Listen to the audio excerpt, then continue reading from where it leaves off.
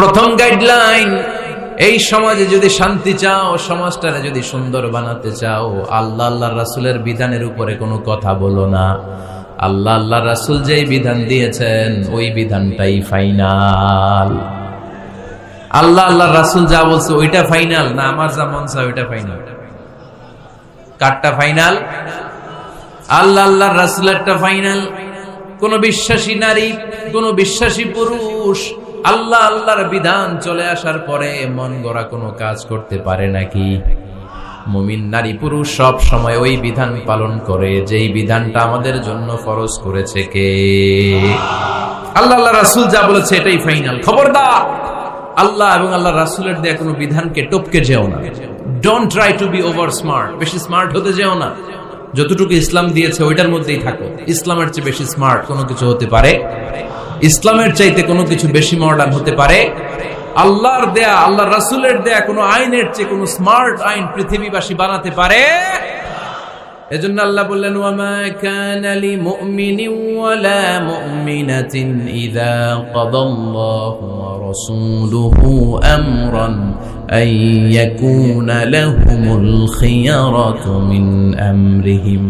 আল্লাহ আল্লাহ রাসূলের বিধান যখন জানা হয়ে যায়, কোন মুমিন বান্দা বান্দি তাদের আর নিজেদের পক্ষ থেকে কোনো অপশন থাকে না, কোনো চয়েস নেই। আমার আল্লাহ বলেছে 5 ওয়াক্ত নামাজ জামাতের সাথে পড়ো, এর উপরে আমাদের কোনো কথা আছে নাকি? আল্লাহ নারীদেরকে বললেন হিজাব পরে রাস্তায় বের হও, এর উপরে কোনো কথা আছে নাকি? আল্লাহ বললেন সমাজের ফিনান্সিয়াল ট্রানজাকশন গুলো ব্যবসার মাধ্যমে হবে, কোনো সুদের কারবার চলবে না, এর উপরে মুমিনদের কোনো কথা আছে নাকি? আল্লাহ আল্লাহ রাসূল যেটা বলেছে ওইটাই ফাইনাল, ওইটাই সবচেয়ে শ্রেষ্ঠ। খেয়াল রাখবেন, এর চেয়ে বেশি শ্রেষ্ঠ হতে পারে? এক সাহাবী বললেন আমি সারা রাত তাহাজ্জুদ পড়ব, ঘুমাবো না। এক সাহাবী বলল আমি আর স্ত্রীদের কাছে যাব না। আরেক সাহাবী বলল সারা বছর আমি রোজা রাখবো, আমি কোনোদিন রোজা ভাঙবো না। আল্লাহ রাসূল সাল্লাল্লাহু আলাইহি ওয়াসাল্লাম রেগে গেলেন, কারণ আল্লাহ রাসূল সাল্লাল্লাহু আলাইহি ওয়াসাল্লাম কি এগুলো শিখাইছেন আমাদেরকে? সারা রাত তাহাজ্জুদ এগুলো শিখাইছে? সারা বছর রোজা শিখাইছে? স্ত্রীদের থেকে আলাদা দূরে দূরে থাকা এগুলো শিখাইছে? রাসূল সাল্লাল্লাহু আলাইহি ওয়াসাল্লাম রেগে গেলেন। দেখেন what a check and balance, ইসলাম কতটা ভারসাম্যপূর্ণ জীবন ব্যবস্থা। আল্লাহ রাসূল সাল্লাল্লাহু আলাইহি ওয়াসাল্লাম ডেকে বললেন কার এত সাহস যে বলেছে সারা রাত তাহাজ্জুদ পড়বে? কই, আমি নবী তো সারা রাত তাহাজ্জুদ পড়ি না, আমি নবী তো তাহাজ্জুদ পড়ি আবার ঘুমাই, তো আমি ঘুমাইয়া আল্লাহর এত বড় প্রিয় বান্দা হতে পারি, তোমার সমস্যা কোথায়? আমি নবী হয়ে 11 জন স্ত্রীর সাথে মেলামেশা করতে পারি, তোমার মিশতে সমস্যা কোথায়?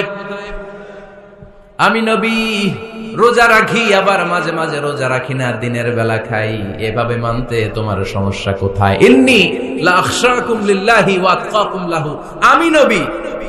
আমি নবী সবার চাইতে বেশি আল্লাহরে চিনি, আমার নবীর চাইতে আল্লাহরে বেশি কেউ চিনে? আরে নবী তো আমাদেরকে আল্লাহকে চিনিয়ে দিয়েছে, চিল্লায় বলেন ঠিক কি না? আমার নবীর চাইতে কেউ বেশি বুজুর্গ হতে পারবে না, আমার রাসূলের চাইতে কেউ বেশি আল্লাহওয়ালা হতে পারবে? তার মানে রাসূল যতটুকু শিখিয়েছে অতটুকুই শ্রেষ্ঠ। এটা টপকিয়ে, এটার উপর দিয়ে অ্যাডভান্স হয়ে সামনে যাওয়া যাবে?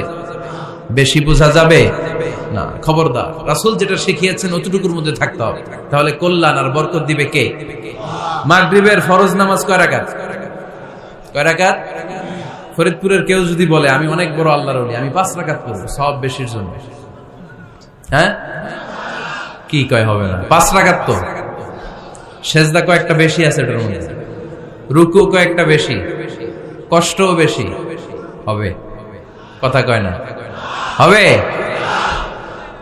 রমাদানের 30 দিন রোজা রাখা ফরজ, আপনি যদি বলেন না রমজানে না রেখে এটা আমি শাবান, জুলকাদ, জুলহাজ 3 মাস টানা 90 দিন রেখে দিব, বেশি রাখবো আমি, হবে? হবে? কারণ বেশি বুঝছে। কারণ কি? আল্লাহ রাসূলের চাইতে বেশি বোঝা যাবে, আল্লাহ রাসূলের চাইতে বেশি বুজুর্গ সাজা যাবে? খবরদার, নেভার বি অ্যাডভান্সড ফ্রম আল্লাহ এন্ড হিজ রাসূল। আল্লাহ এবং আল্লাহ রাসূলের চাইতে আমরা অ্যাডভান্স হব না। আল্লাহ আল্লাহ রাসূল যা দিয়েছেন ওইটাই ফাইনাল। ওইটা কি ফাইনাল? আওয়াজ করে বলেন ওইটা কি?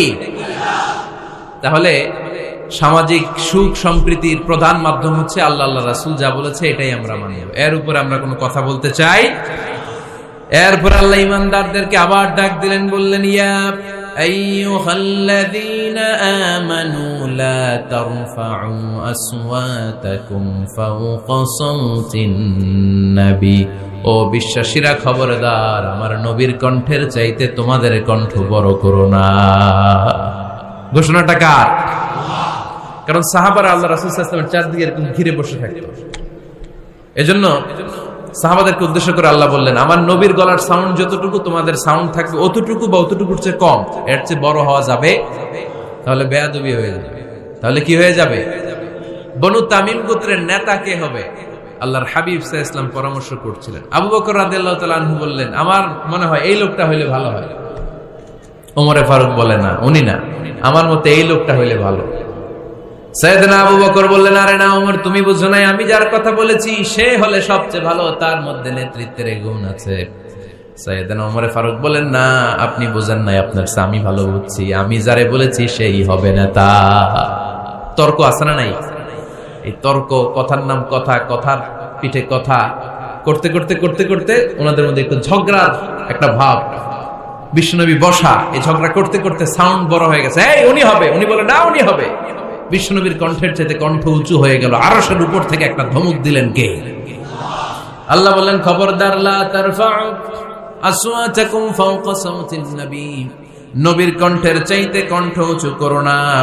ওয়ালা তাজহারু লাহু বিল কওলি কাজহারি বা'দিকুম লিবা'দ আন তাহবাতা আমালুকুম ওয়া আনতুম লা তাশউরুন, নবীর কণ্ঠের চাইতে তোমাদের কণ্ঠ যদি উঁচু হয়ে যায়, তোমাদের সব নেক আমলগুলো আমি আল্লাহ বাতিল করে দেব। ধমকটা ছোট না বড়? ছোট না বড়? মনোযোগ আছে আপনাদের? যদি নবীর কণ্ঠের চাইতে তোমাদের কণ্ঠ বড় হয়, জীবনে যত ইবাদত করছো সব বাতিল, নামাজগুলো বাতিল, কাজে আসবে না। হজ করছো বাতিল, রোজা রেখেছো বাতিল, সব বাতিল। বেয়াদবি করেছো নবীর সাথে, চিল্লায় বলেন ঠিক কিনা? নবীর কণ্ঠের চাইতে নিচু হতে হবে কণ্ঠ। এই আয়াত আসার পরে সাহাবারা তো এমন ভয় পেলেন, এবার নবীর কাছেই কেউ আসেনি। সুবহানাল্লাহ কইবেন না? ভয়ে আসে না, ভয়ে না জানি আমার কণ্ঠ আবার নবীর কণ্ঠের চাইতে উঁচু হয়ে যায়। ওমরে ফারুক রাদিয়াল্লাহু তাআলা আনহু ডানে ঘুরে বায়ে ঘুরে কাছে আসে না। আবু বকর রাদিয়াল্লাহু তাআলা আনহু ডানে ঘুরে বায়ে ঘুরে কাছে আসে না। আল্লাহর হাবিব ওমরে ফারুককে ডাক দিলেন, এই ওমর সামনে আসো, এদিকে আসো। ওমরে ফারুক আসলেন, কিন্তু ওমরে ফারুক এত আস্তে আস্তে কথা বলেন, বিশ্বনবী ওমরে ফারুকের কথা কানে শোনে না। সুবহানাল্লাহ নাই?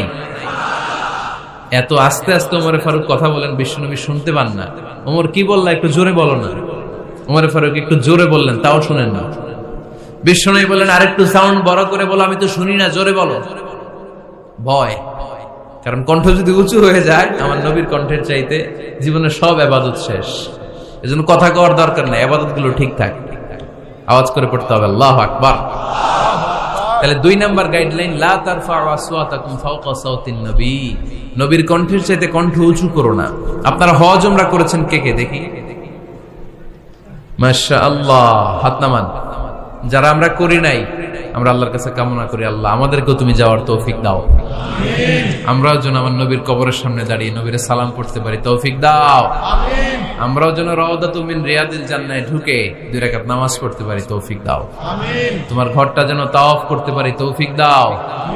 মক্কা মদিনার ঐতিহাসিক জায়গাগুলো যেন দেখে হৃদয়টারে ঠান্ডা করতে পারি, আল্লাহ তৌফিক দাও।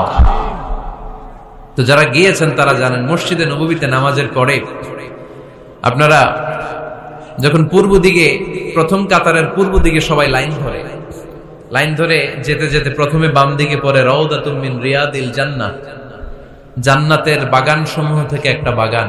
পুরো মসজিদে নববীর কার্পেটের এক কালার, ওই রাউদাতুম মিন রিয়াদিল জান্নাহর কার্পেটের আরেক কালার। আল্লাহ রাসূল সাল্লাল্লাহু আলাইহি ওয়াসাল্লামের ঘর আর মিম্বার এতটুকু জায়গাকে অন্য কালারের কার্পেট দেয়া হয়েছে। এটা দুনিয়ার বুকে জান্নাতের টুকরার মধ্যে থেকে একটা টুকরা। কোন সুবহানাল্লাহ। হাজিরা খুব ভিড় করে এখানে নামাজ পড়ার জন্য। এটা বাম দিকে পাবেন। এরপরে যেতে যেতে কিছু দূর যাওয়ার পরেই বাঁ দিকে পাবেন বিশ্বনবী সাল্লাল্লাহু আলাইহি ওয়াসাল্লামের কবর, আল কবর আশ-শরীফ। আমার নবী এখানে শুয়ে আছে। যেই নবীর কথা আজীবন ওয়াজে শুনলেন, যেই নবীরে নামাজের তাশাহুদে বসে সালাতু সালাম পড়ে শোনার, যে নবীর জন্য দেহের তাজা রক্ত আমরা বিলিয়ে দিতে রাজি, ওই নবীর কবরের সামনে যে যখন দাঁড়াবেন আর ভাববেন আমার আর নবীর থেকে ব্যবধান 5-6 হাত, এইখানে আমার নবী শুয়ে আছে, এইখানে আমি, আপনি কি ধৈর্য ধারণ করতে পারবেন? কথা বলেন, নিজেকে সামলে রাখতে পারবেন? আমার নবীর কোন উম্মত প্রথম যখন উমরা করতে যায়, হজ করতে যায়, নবীর কবরের সামনে দাঁড়িয়ে নিজেকে সামলে রাখতে পারে না, চিৎকার দিয়ে কান্না আসে, চোখ দিয়ে ধা ধা করে অশ্রু ঝরে, যেই নবীর ভালোবাসা আমার হৃদয়ের মধ্যখানে, আমার নবী নাকি শোয়া আছে এই জায়গায় আমার নবী শোয়া। সহ্য হয় না, বুক ফেটে চিৎকার আসে, কিন্তু চিৎকার দেয়া যায় না। কারণ যে আয়াতের তাফসীর আপনাদেরকে শোনাচ্ছি, এই আয়াতটা বিশ্বনবীর কবরের উপরে লেখা, লা তারফাউ আসওয়াতাকুম ফাওকা সাউতিন নবী, তুমি নবীর দরবারে এসেছো, এখানে বড় গলায় আওয়াজ করে কোনো কথা বলা যাবে না, চিল্লায় বলেন ঠিক কি না?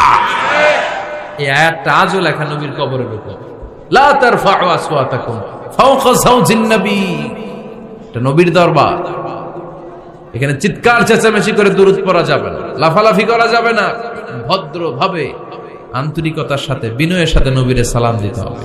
সুবহানাল্লাহ পড়ো। আল্লাহ রাসূল সাল্লাল্লাহু আলাইহি ওয়াসাল্লাম আমাদের থেকে বিদায় নিলেন, কিন্তু এই আয়াতের হুকুম আজও আছে না নাই?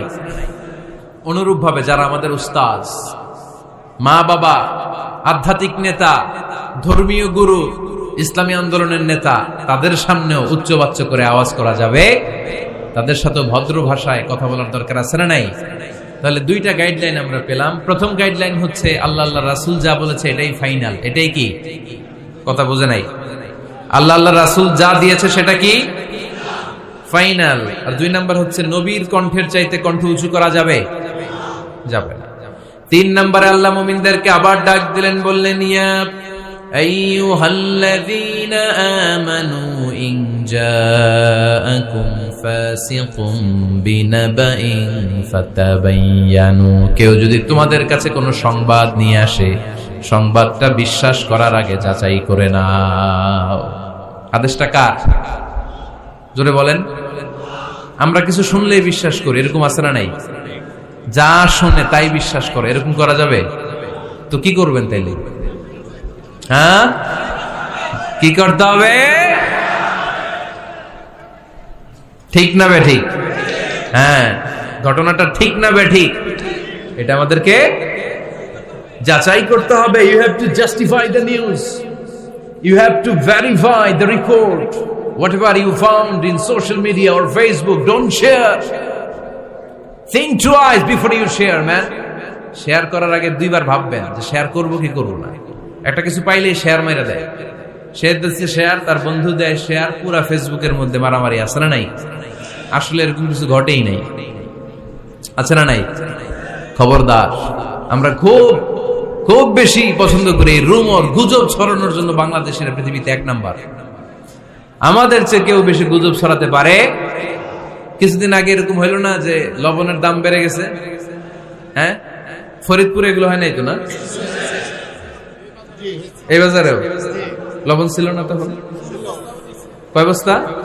এক একজন 2 বস্তা করে। আপনি কয় বস্তা নিছেন? নেন নাই? তো এই যে দেখেন, গুজবের কারণে আসলে লবণ পর্যাপ্ত। আরে আমাদের দেশে লবণ থাকবে না, লবণ থাকবে কই? তো লবণের দেশের মানুষ, ঠিক কিনা? পর্যাপ্ত পরিমাণ লবণ আছে। আমাদের যে লবণ মজুদ আছে, আমাদের দেশের চাহিদা মিটিয়ে পাশে ইন্ডিয়াতে বা মিয়ানমারও কিছু সাপ্লাই করা সম্ভব, এত লবণ আছে। আলহামদুলিল্লাহ পড়ে। তো এই যে লোকজন বেশি দাম দিয়ে লবণ কেন কিনলো? গুজব। আমরা কি গুজব মানব? গুজব, এটারে আজকে আমরা নো বলে দিব। নো। কি বলবেন? এত আস্তে? গুজবকে আমরা কি বলবো? নো। গুজবে কান দিবেন না। প্রায় দেখবেন সোশ্যাল মিডিয়াতে অমুক নেতার গোপন ভিডিও ফাঁস। তো অমুক নেতার গোপন ভিডিও ফাঁস হয়েছে, আপনার কি সমস্যা? আপনার এত ভালো লাগে কেন? আপনার ভিডিও তো কয়দিন পরে ফাঁস হবে, তখন আপনি কি করবেন? এই সমস্ত আজে বাজে কাজে যাবেন না। অমুক নেতার কি ফাঁস হয়েছে, কি গোপন ভিডিও, কি স্ক্যান্ডাল, এগুলো নিয়ে কখনো